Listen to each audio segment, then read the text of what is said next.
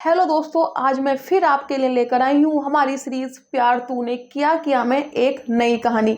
आज मैं शुरू में इस कहानी के बारे में ज़्यादा कुछ नहीं बताऊंगी क्योंकि कहानी की शुरुआत ही आपका दिल दहला देगी। तो चैनल को सब्सक्राइब कर दीजिए और वीडियो आगे देखिए। सड़क पर एक शराबी ढेर सारे कचरे को अपनी हाथ गाड़ी पर लादता हुआ झूमता सा चल रहा था।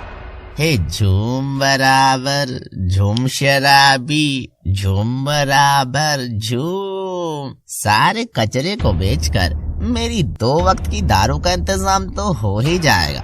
छाजू, जिंदगी हो तो तेरे जैसी हो। जैसे ही वे कचरा फेंकता है तभी उसमें से एक काली थैली में से बच्चे की रोने की आवाज आती है, जिसे सुन छाजू घबरा जाता है। ये क्या बला आ गई है? इस कूड़े में जिंदा नवजात बच्चा। अगर किसी ने मुझे आसपास देख लिया तो मेरी तो मैयत ही लग जानी है। भाग छाजू भाग। और वो शराबी उस जिंदा बच्ची को छोड़ भाग जाता है और बच्ची भूख से और अधिक तेज रोने लगती है। कहा था ना दोस्तों, कहानी की शुरुआत ही आपका दिल दहला देगी। आखिर ऐसा कौन निर्दयी था, कौन निर्दयी थी कि जिसको उस छोटी मासूम बच्ची पर भी तरस नहीं आया और उसे सड़क पर फेंक दिया। लेकिन यार पता नहीं, जब बच्चों को पालना ही नहीं होता तो उन्हें पैदा ही क्यों करते हो। चलो अब देखते हैं कहानी को आगे कि ये समाज, ये बहरा समाज उस बच्ची की चीखें, उस बच्ची का रोना सुन पाएगा या नहीं। फरहान अपने कमरे में सो रहा था। आसपास शराब की ढेरों खाली बोतलें पड़ी थी। तभी उसकी खिड़की से उसे उस बच्ची के रोने की आवाज आती है। मॉम, ये क्या है? इन पड़ोसियों से इनके बच्चे भी नहीं संभलते क्या? इरिटेट कर रखा है। That's why I hate kids. I just hate kids. मगर जब आवाज बंद नहीं होती, फरहान दरवाजा खोलकर घर से बाहर निकलता है और चिल्लाता है, क्या तमाशा है ये? इस बच्चे का मुंह या तो बंद कर लो या फिर मैं तुम लोगों को रुला दूंगा। बच्चे संभलते नहीं है और इन सबको बच्चों की फौज खड़ी करनी है।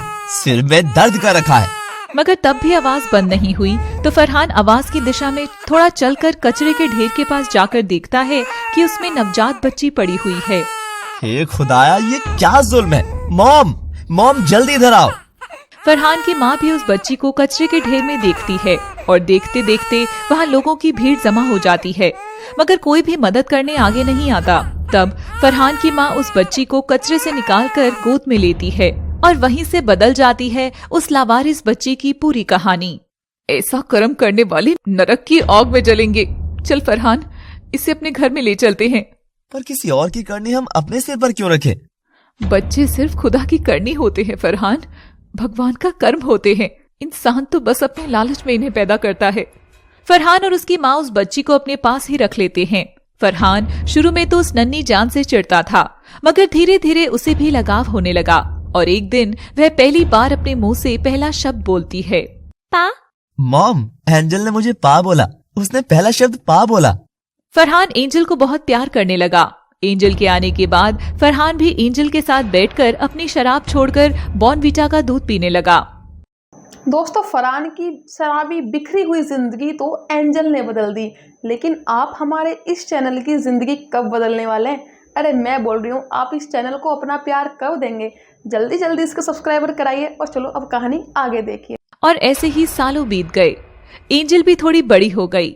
एक रोज एंजल का बर्थडे आने पर फरहान उसे बच्चों के एनजीओ लेकर जाता है और वहाँ मिठाई और गिफ्ट्स बच्चों में बांटता है।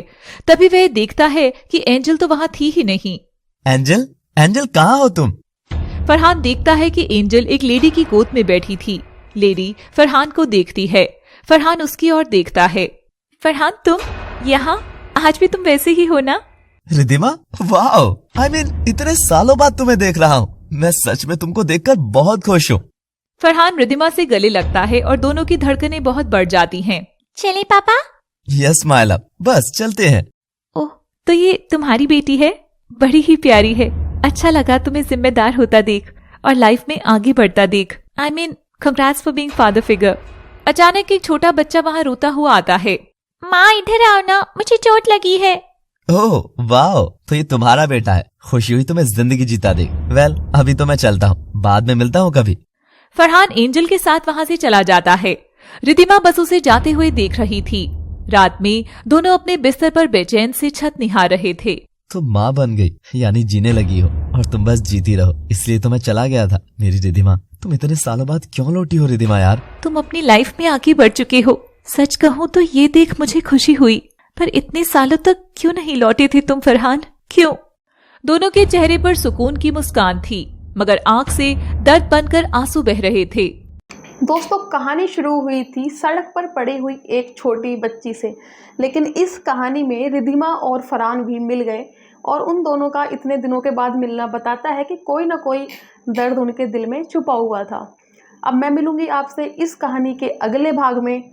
तब तक आपको क्या करना है आप जानते ही हैं। हमारे चैनल को सब्सक्राइब कर दीजिए, वीडियो को शेयर कर दीजिए, लाइक कर दीजिए और अपने प्यारे प्यारे कमेंट्स लिख दीजिए। और भाई जो हेटर्स हैं उनका भी बहुत बहुत धन्यवाद, आप बहुत अच्छे कमेंट्स करते हैं, आप दिखाते हैं कि आप वास्तव में क्या हैं, तो आपका भी स्वागत है। और मैं मिलती हूँ आपसे अगले ब्लॉग में, तब तक के लिए बाय बाय, अपना ध्यान रखिए, keep watching, keep supporting and thanks for watching.